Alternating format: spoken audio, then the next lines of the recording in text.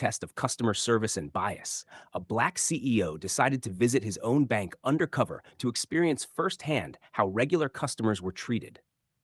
What he discovered left him stunned. Despite owning the very institution, he was denied access to his own money.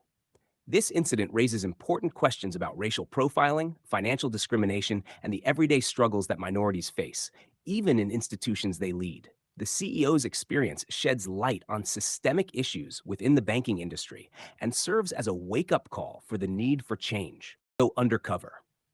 The CEO had long heard concerns from customers, especially minorities, about facing discrimination when trying to access their own money.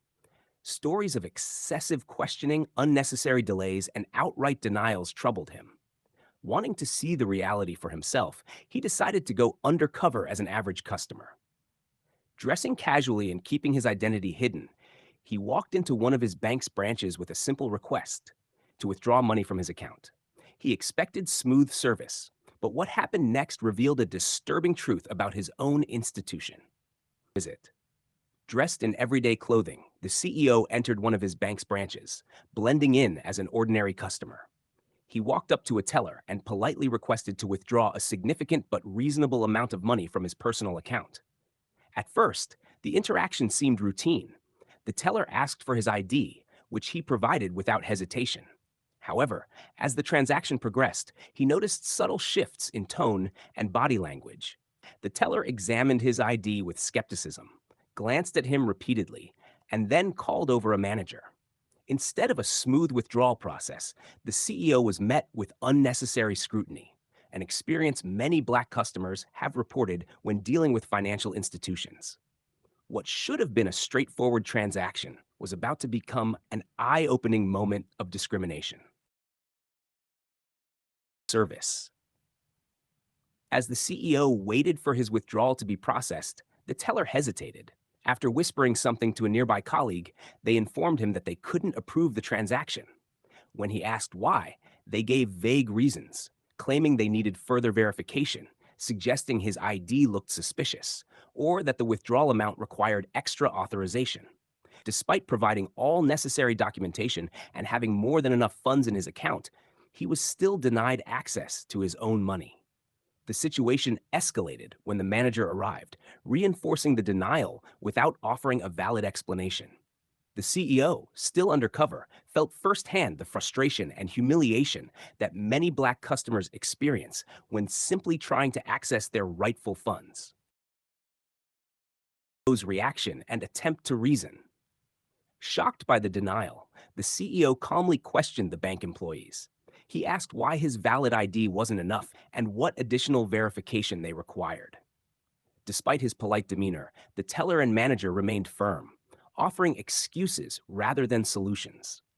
When he pointed out that his account had more than enough funds and had no suspicious activity, the manager hesitated but still refused to process the transaction. Instead, they suggested he visit another branch or wait for a higher level approval. Frustration grew inside him, not just for himself, but for every customer who had likely faced the same treatment. Still, he remained composed, testing just how deep the bias ran before deciding whether to reveal his true identity of the situation. As the CEO continued to challenge the denial, the atmosphere in the bank grew tense. Other customers in line started to take notice, sensing the unusual interaction. The manager, growing impatient, insisted that he either provide additional proof of identity or leave the branch. When he asked what kind of proof was needed beyond a valid government-issued ID, the response was vague.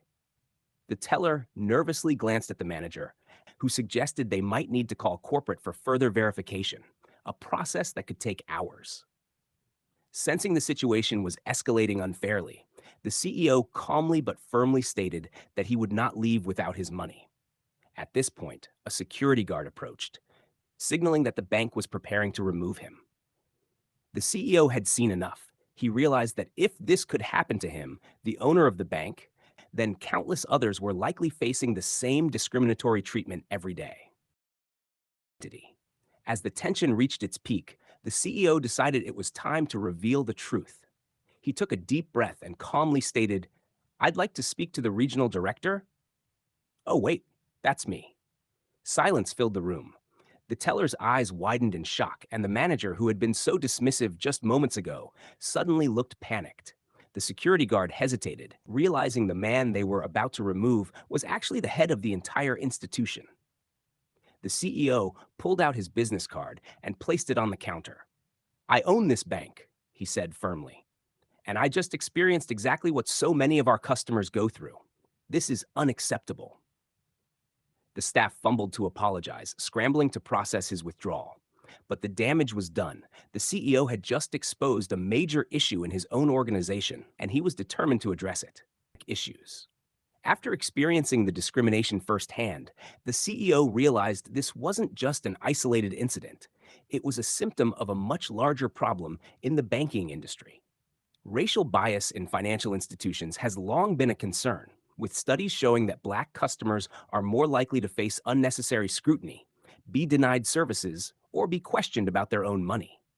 Determined to take action, the CEO immediately launched an internal investigation into the bank's policies and employee training. He reviewed customer complaints, analyzed transaction data, and uncovered a troubling pattern. Black customers were disproportionately flagged for extra verification compared to others. He knew change was needed.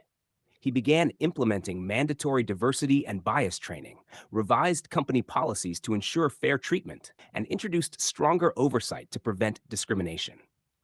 His goal was clear: to create a banking environment where all customers, regardless of race, are treated with dignity and respect.